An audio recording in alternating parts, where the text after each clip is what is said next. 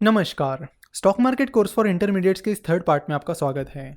पहले दो पार्ट में हमने मिस्टर जोएल ग्रीनब्लैट के मैजिक फार्मूला के बारे में बात की, जो कि काफ़ी इंटरेस्टिंग फार्मूला है, जिसने काफ़ी अच्छे रिटर्न्स भी दिए हैं। तो आज हम नेक्स्ट स्ट्रेटेजी की ओर बढ़ेंगे। आज हम जाने माने फंड मैनेजर मिस्टर जेम्स ओ शॉगनेसी की स्ट्रेटेजी के बारे में बात करेंगे। मिस्टर शॉगनेसी ओ शॉगनेसी एसेट मैनेजमेंट कंपनी के फाउंडर और चेयरमैन हैं। स्टॉक मार्केट में इन्वेस्ट करते समय उन्होंने बेसिकली दो स्ट्रेटेजीज का इस्तेमाल किया। पहली है कॉर्नरस्टोन ग्रोथ और दूसरी है कॉर्नरस्टोन वैल्यू। इन स्ट्रेटेजीज को यूज करके उन्होंने काफी अच्छे रिटर्न्स कमाए और स्टॉक मार्केट इंडाइसेस को बड़े आसानी से बीट कर दिया। चलो तो उनकी स्ट्रेटेजीज के बारे में बात करते हैं, जिन्होंने उन्हें एक्स्ट्रॉर्डनरी सक्सेस हासिल करने में मदद की। तो हम शुरुआत करेंगे कॉर्नरस्टोन ग्रोथ मेथड से। कॉर्नरस्टोन ग्रोथ मेथड के बेसिकली 4 क्राइटेरियाज हैं। चलो तो वन बाय वन उन्हें समझ लेते हैं। तो सबसे पहला क्राइटेरिया ये है कि कंपनी का मार्केट कैपिटलाइजेशन ज्यादा कम भी नहीं होना चाहिए, ज्यादा बड़ा भी नहीं होना चाहिए। सो जनरली जिन कंपनीज का मार्केट कैपिटलाइजेशन 2-3 हजार करोड़ से 20-25 हजार करोड़ है, ऐसी कंपनीज को आपको ढूंढना है। मार्केट कैपिटलाइजेशन के इस क्राइटेरिया के बाद नेक्स्ट क्राइटेरिया ये है कि उस कंपनी का EPS, that is earning per share, पिछले 5 सालों में लगातार बढ़ता हुआ दिखना चाहिए। यानी अगर किसी कंपनी का ईपीएस पिछले 5 सालों से लगातार नहीं बढ़ रहा है तो वो कंपनी रिजेक्ट हो जाएगी। अगर आपको ईपीएस क्या होता है ये नहीं पता तो आपको बता दूं कि ईपीएस का मतलब होता है कि अगर कंपनी अपना पूरा प्रॉफिट अपने शेयर होल्डर्स के बीच बांट देती तो एक शेयर के पीछे शेयर होल्डर को कितने रुपए मिलते। तो अर्निंग पर शेयर, नाम में ही मतलब पता चल जाता है। ईपीएस का फॉर्मूला है profit divided by total number of outstanding shares. Company का प्रॉफिट आपको कंपनी की प्रॉफिट एंड लॉस स्टेटमेंट में मिल जाएगा और कंपनी के total number of outstanding shares आपको कंपनी के शेयर होल्डिंग पैटर्न में मिल जाएंगे। और प्रॉफिट एंड लॉस और शेयर होल्डिंग पैटर्न, ये दोनों भी चीज़ें आपको कंपनी के एनुअल रिपोर्ट में मिलेगी। कंपनी के एनुअल रिपोर्ट आप उस कंपनी की वेबसाइट पर विजिट करके इन्वेस्टर सेक्शन में जाके देख सकते हो। चलो तो टीसीएस का ही एग्जांपल लेके ईपीएस को समझते हैं। वैसे टीसीएस का मार्केट कैपिटलाइजेशन 2-3 हजार से 20-25 हजार करोड़ के बीच में तो नहीं है, बट मैजिक फार्मूला में हमने टीसीएस का ही एग्जांपल लिया था, तो इस बार भी टीसीएस का ही एग्जांपल लेते हैं। तो टीसीएस के कंसोलिडेटेड फाइनेंशियल स्टेटमेंट्स में आप देख सकते हो कि टीसीएस का प्रॉफिट है 31,562 करोड़ और टीसीएस के total number of outstanding shares है 375.23 करोड़, जिसके बाद ईपीएस निकल कर आता है 84.11। सो इसी तरह आपको जिन कंपनीज का मार्केट कैपिटलाइजेशन 2-3 हजार करोड़ से 20-25 हजार करोड़ के बीच है, उनका ईपीएस निकालना होगा। और एक साल का नहीं, आपको पिछले 5 साल का ईपीएस निकालना होगा और देखना होगा कि क्या पिछले 5 साल में कंपनी का ईपीएस लगातार बढ़ा है या नहीं। अगर किसी कंपनी का ईपीएस लगातार बढ़ रहा है तो एक बहुत अच्छा सिग्नल है। साथ ही आपको यह भी देखना चाहिए कि कंपनी का ईपीएस कैसे बढ़ रहा है और क्यों बढ़ रहा है। कई बार कुछ कंपनीज क्या करती है कि अपना बिजनेस बढ़ाने के लिए बहुत सारा डेट ले लेती है, जिसके बाद उनका प्रॉफिट और ईपीएस तो बढ़ने लगता है, पर साथ ही डेट का जो बर्डन है वो भी बढ़ने लगता है। इसलिए अगर किसी कंपनी का ईपीएस लगातार बढ़ रहा है तो आपको ये भी देखना होगा कि क्या कंपनी का डेट तो लगातार नहीं बढ़ रहा है। अगर डेट भी बहुत ज़्यादा बढ़ रहा है तो वहाँ पर आपको सतर्क रहने की ज़रूरत है। तो कंपनीज का 5 साल का ईपीएस निकालते रहना ये भी काफ़ी टाइम कंज्यूमिंग टास्क है। तो इसे समय टाइम बचाने के लिए आप moneycontrol.com का यूज़ कर सकते हो। सबसे पहले आपको moneycontrol.com पर जाना है और वहाँ जाकर टीसीएस टाइप करना है। उसके बाद आपको क्लिक करना है यहाँ फाइनेंशियल्स पे। यहाँ नीचे आपको दिखेगा फाइनेंशियल रेशोज़, उस पर आप क्लिक कीजिए।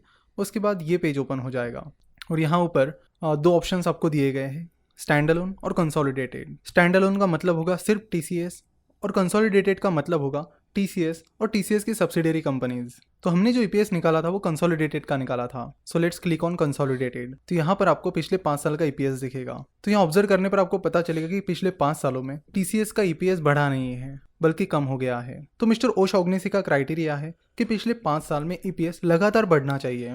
तो इसी तरह आपको कंपनीज के ईपीएस निकालने हैं और चेक करना है कि क्या उस कंपनी का ईपीएस पिछले 5 सालों में लगातार बढ़ रहा है या नहीं। अगर वो नहीं बढ़ रहा है तो वो कंपनी आपको रिजेक्ट कर देनी है। मिस्टर ओ शॉगनेसी की कॉर्नरस्टोन ग्रोथ मेथड का तीसरा क्राइटेरिया है कि प्राइस टू सेल्स रेशो 1.5 से कम होना चाहिए। तो चलो पहले बात करते हैं कि प्राइस टू सेल्स रेशो क्या होता है। प्राइस टू सेल्स रेशो एक वैल्यूएशन रेशो है। सेल्स का ही मतलब होता है रेवेन्यू, यानी अपने प्रोडक्ट्स, सर्विसेज और बाकी सोर्सेज से कंपनी को जो पैसा मिला है वो कंपनी का रेवेन्यू यानी सेल्स होता है। और प्राइस टू सेल्स रेशो का फॉर्मूला है share price divided by sales per share. तो शेयर प्राइस आपको मनी कंट्रोल या फिर बीएसई एनएसई की वेबसाइट से मिल जाएगी। सेल्स आपको प्रॉफिट एंड लॉस स्टेटमेंट से मिल जाएगा और नंबर ऑफ शेयर्स आपको कंपनी के शेयर होल्डिंग पैटर्न में मिल जाएंगे।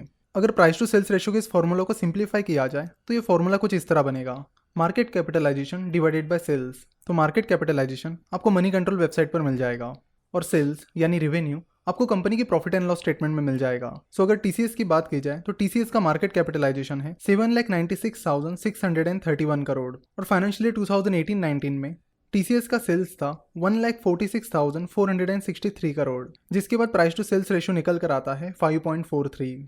इसका मतलब है कि कंपनी के 1 रुपए के सेल्स के लिए लोग 5.43 रुपीज़ पे करने के लिए तैयार है। फॉर एग्जाम्पल, अगर किसी कंपनी का प्राइस टू सेल्स रेशियो 10 निकल कर आता है तो उसका मतलब होगा कि उस कंपनी के 1 रुपए के सेल्स के लिए लोग 10 रुपए पे करने के लिए तैयार है। यानी उसका ही मतलब होगा कि उस कंपनी का मार्केट कैपिटलाइजेशन उस कंपनी के सेल्स के 10 गुना है। तो इस तरह जिन कंपनीज का प्राइस टू सेल्स रेशियो 1.5 से कम है, ऐसी कंपनीज आपको ढूंढनी है। तो जो कंपनीज ये तीनों क्राइटेरियाज क्लियर करेगी उनको फिर आपको डिविडेंड यील्ड के अनुसार अरेंज करना है। वैसे डिविडेंड यील्ड का फॉर्मूला है dividend per share divided by market price पर शेयर, यानी एक शेयर के पीछे कंपनी कितना डिविडेंड दे रही है डिवाइडेड बाय उस कंपनी की शेयर प्राइस।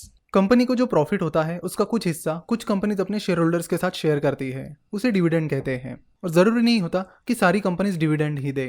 कंपनी अपने शेयर होल्डर्स को डिविडेंड देगी या नहीं, ये डिसीजन कंपनी के बोर्ड ऑफ डायरेक्टर्स लेते हैं। तो जिन कंपनीज ने ये तीनों क्राइटेरियाज यानी मार्केट कैपिटलाइजेशन का क्राइटेरिया, पिछले 5 सालों में ईपीएस लगातार बढ़ना चाहिए ये क्राइटेरिया, और प्राइस टू सेल्स रेशियो 1.5 से कम होना चाहिए, ये तीनों क्राइटेरियाज क्लियर कर दिए हैं, उन कंपनीज को फिर डिविडेंड यील्ड के अनुसार अरेंज करना होगा। यानी वो कंपनी सबसे ऊपर आएगी जिसकी डिविडेंड यील्ड सबसे ज्यादा है।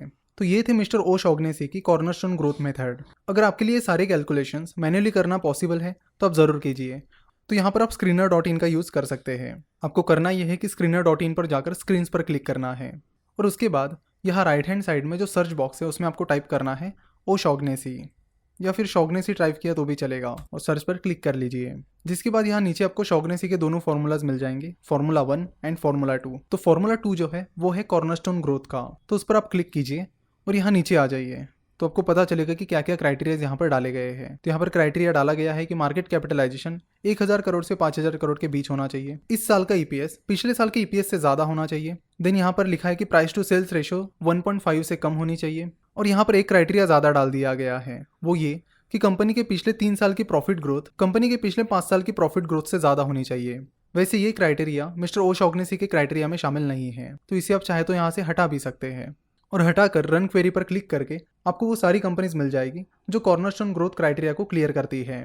और फिर आपको एडिशनल एक काम करना पड़ेगा, वो ये कि आपको डिविडेंड यील्ड उन कंपनीज की पता करनी होगी और उसके अनुसार उन कंपनीज को अरेंज करना होगा। कॉर्नरस्टोन ग्रोथ मेथड के प्रोज एंड कॉन्स की बात की जाए तो कॉर्नरस्टोन ग्रोथ मेथड में सबसे लास्ट में डिविडेंड यील्ड के अनुसार कंपनी को अरेंज किया जाता है, जबकि आप रियलिटी में देखोगे तो आजकल बहुत ही कम कंपनीज डिविडेंड देती है। ज्यादातर कंपनीज फोकस करती है कि वो अपना प्रॉफिट कंपनी के एक्सपांशन में लगाए, कंपनी का बिजनेस बढ़ाने में लगाए, और पर्टिकुलरली अगर कोई छोटी कंपनी है तो वो जरूर अपना पैसा एक्सपांशन में लगाना ही प्रीफर करेगी। तो मिस्टर ओशॉग्नेसी की डिविडेंड यील्ड की ये जो बात है इसके आज की डेट में ज्यादा सेंस नहीं बनता है। पुराने जमाने में companies mainly dividend per focus करती थी, लेकिन अब वैसा नहीं होता।